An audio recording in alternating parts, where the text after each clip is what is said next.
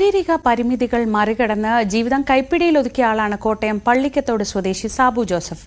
കെട്ടിട നിർമ്മാണത്തിലെ വാർപ്പിനാവശ്യമായ തകിടുകളും മറ്റു സാമഗ്രികളും വാടകയ്ക്ക് നൽകിയാണ് ഇപ്പോൾ സാബുവും കുടുംബവും ഉപജീവനമാർഗം നേരത്തെ കണ്ടെത്തിയിരുന്നത്. എന്നാൽ കഴിഞ്ഞ 7 മാസമായി ജീവിതം തന്നെ വഴിമുട്ടിയ അവസ്ഥയിലാണ് സാബു.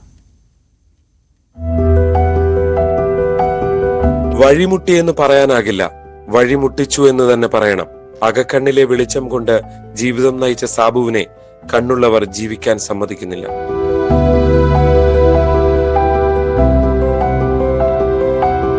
ഏഴു മാസം മുൻപാണ് സംഭവം. ആലപ്പുഴ കാട്ടൂർ സ്വദേശിയായ ശ്രീഹരിയുടെ വീട് നിർമ്മാണത്തിന് സാമഗ്രികൾ വാടകയ്ക്ക് കൊടുത്തതാണ് സാബു. നിർമ്മാണത്തിനിടെ വീട്ടുടമയും കരാറുകാരനും തമ്മിൽ തർക്കമായി. ഇതോടെ ഉടമ സാമഗ്രികൾ തടഞ്ഞുവെച്ചു. സാബു നേരിട്ട് പോയി ആവശ്യപ്പെട്ടിട്ടും വിട്ടു നൽകിയില്ല. ജീവിതം വലിയ 7 മാസമായിട്ട് എനിക്കിത് ആർക്കും വാടകയ്ക്ക് കൊടുക്കാനോ ഒന്നും സാധിക്കുന്നില്ല. ഇതിൽ ഒരു വരുമാനവും ഇല്ല. എനിക്ക് എൻ്റെ ലോണുകൾ അടയ്ക്കാൻ പറ്റുന്നില്ല. പണിക്കാർക്ക് എനിക്ക് പണി കൊടുക്കാൻ പറ്റും. 10-14 വർഷമായിട്ടൊക്കെ നിൽക്കുന്ന പണിക്കാരാ. അവരുടെ എല്ലാ കുടുംബം ഇതുകൊണ്ട് പട്ടിണിയാവുക. ഒരു ദിവസം വേണ്ട 1500 രൂപ ഒരു ദിവസം വാടക വരുന്ന സാധനം അന്യായമായിട്ട് പിടിച്ചു വെച്ചിരിക്കുന്നത്.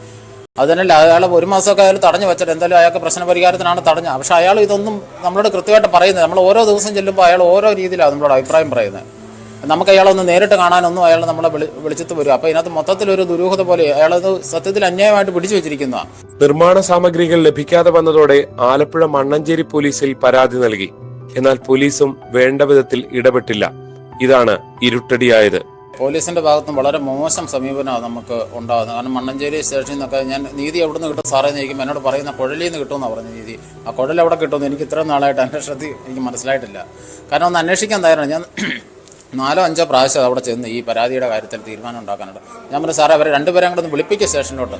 ഞാൻ വിളിച്ച ഏതായാലും വരികയാണ്. അധികാരപ്പെട്ടവർ വിളിപ്പിക്കും വരണ്ടേ.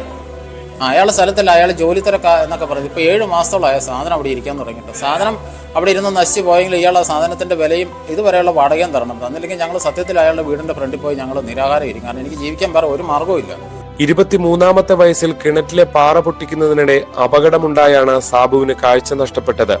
പ്രതിസന്ധികളെല്ലാം അതിജീവിച്ച് മുന്നോട്ട് പോകുമ്പോഴാണ് മനുഷ്യരുടെ ജീവിതത്തോടുള്ള വെല്ലുവിളി. G Sreejith, News 18 Kottayam.